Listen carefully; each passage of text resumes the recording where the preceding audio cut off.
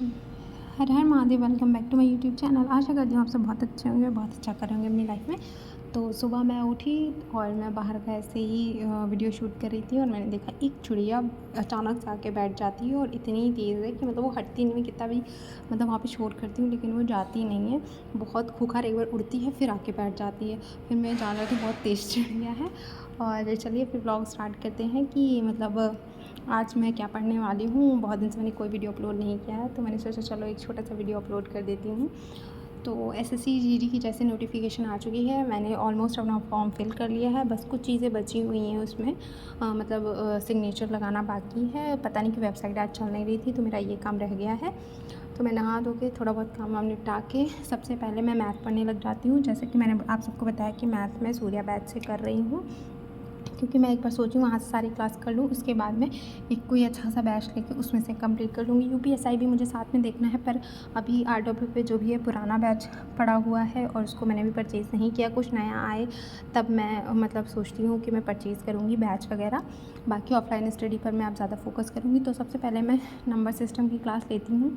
मैंने अब तक 3 क्लास ले ली है, जिसमें सम ऑफ नंबर्स और यूनिट डिजिट ये सब चीज़ें कराई गई हैं और वो क्वेश्चन मुझे समझ में आ गए हैं।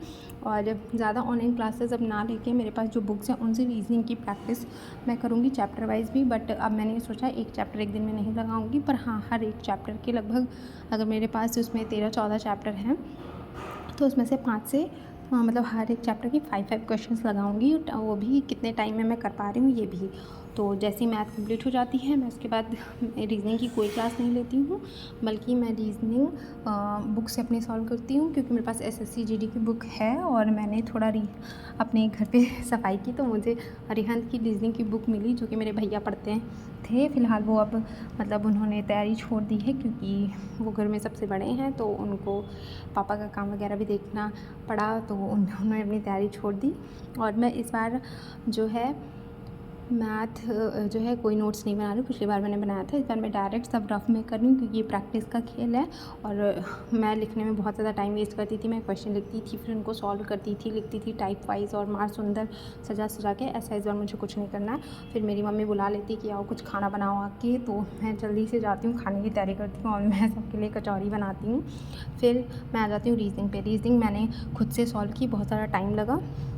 और लेकिन ये है कि मैंने काफ़ी सारे इसमें क्वेश्चंस किए थे, पूरे इसमें 80-80 क्वेश्चन थे और मैंने किए थे। कुछ तो इजी थे बट मैंने वो आसानी से हो गए थे।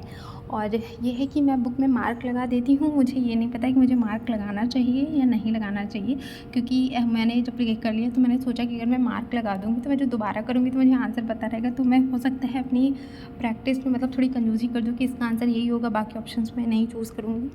और फिर उसके बाद मैं अपनी हिंदी पढ़ना स्टार्ट कर देती हूँ। तो एसएससी जीडी के में फ़र्स्ट चैप्टर जो है वो विलोम शब्द का है, तो मैं उसकी मीनिंग वगैरह पढ़ के इसमें से कम 100 विलोम शब्द पढ़ती हूँ। और इसमें भी मुझे अच्छे से करना पड़ेगा कि मैं अगर 100 विलोम शब्द पढ़े या 50 पढ़े तो 100 पर्यायवाची भी पढ़ूँ। और ऐसे ही करके मैं एक चैप्टर हिस्ट्री का भी पढ़ती हूँ, और हालांकि याद नहीं करती हूँ, पढ़ती हूँ।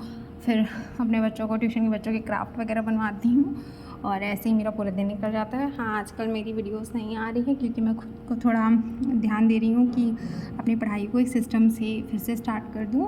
और आई होप वीडियो आपको ठीक लगा होगा, क्योंकि आज खास तो मैं कुछ कर नहीं रही हूँ, तो वही मैंने सोचा कि चलो अपलोड कर देते हैं। और आशा करती हूँ आप सब भी बहुत अच्छे से पढ़ाई कर रहे होंगे, खूब ज़्यादा मोटिवेट होंगे, खुश रह रहे होंगे और मस्ती से अपनी पढ़ाई कर रहे होंगे। और जिन बच्चों का यूपीपी में होने का चांस है वो बहुत अच्छे से मेहनत करें, रनिंग कर